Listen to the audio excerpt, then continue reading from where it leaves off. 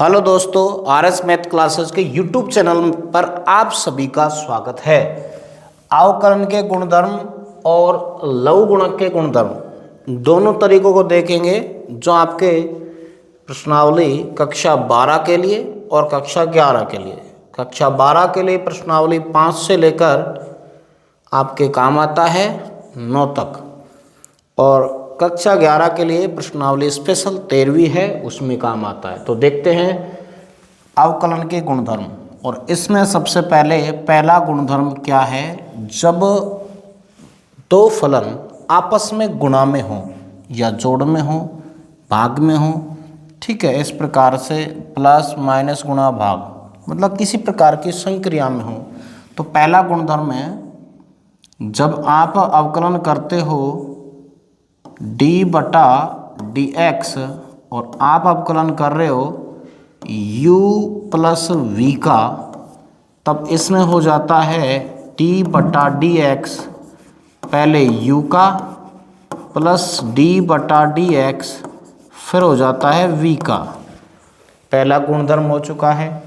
इसी प्रकार से दूसरा जो गुणधर्म है d बटा डी एक्स, अगर इन दोनों के दोनों फलनों u और v के बीच में है माइनस का चिन्ह, किसका है, माइनस का चिन्ह है, तो यहाँ आप जब अवकलन करते हो तब आपका यहाँ हो जाता है u माइनस डी बटा डी एक्स, यहाँ हो जाएगा v।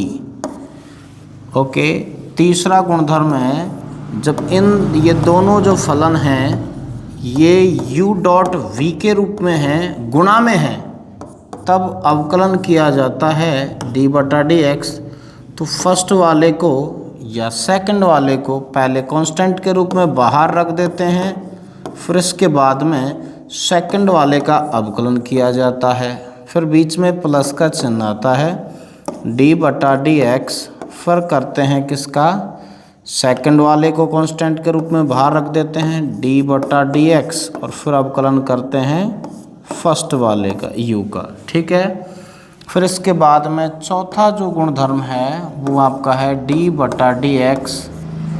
अगर आपका एक फलन अंश में है और एक हर में है, तो सबसे पहले अवकलन करते समय आप हर वाले का क्या कर दोगे, हर में ही स्क्वायर कर दोगे v स्क्वायर, फिर v को आप कांस्टेंट के रूप में रखोगे d बटा डी एक्स, फिर आप करोगे किसका, u का अवकलन करोगे, बीच में माइनस का चिन्ह आएगा, फिर आप u को कांस्टेंट के रूप में रखोगे d बटा डी एक्स, फिर आपका v का अवकलन कर दोगे।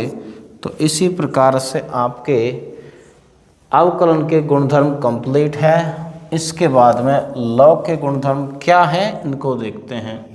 अब लव के गुणधर्म में पहला गुणधर्म आपका है जब आप लॉग लेते हो, और लॉग आप ले रहे हो किसका, m की घात n है, और जब घात के ऊपर घात होती है तब इस लॉग द्वारा ये n घात आ जाती है आगे, और आपका हो जाता है n log m हो जाता है, ठीक है, घात आगे आ जाती है। नंबर दूसरा गुणधर्म है लॉग, अगर दो फलन मल्टीप्लाई में है m गुणा n के रूप में है, जब दो फलन घात के ऊपर घात के रूप में है तब आप कर सकते हो, ठीक है। जब दो फलन गुणा में है, मल्टीप्लाई में है, तो आप क्या करोगे, log m plus log n हो जाता है।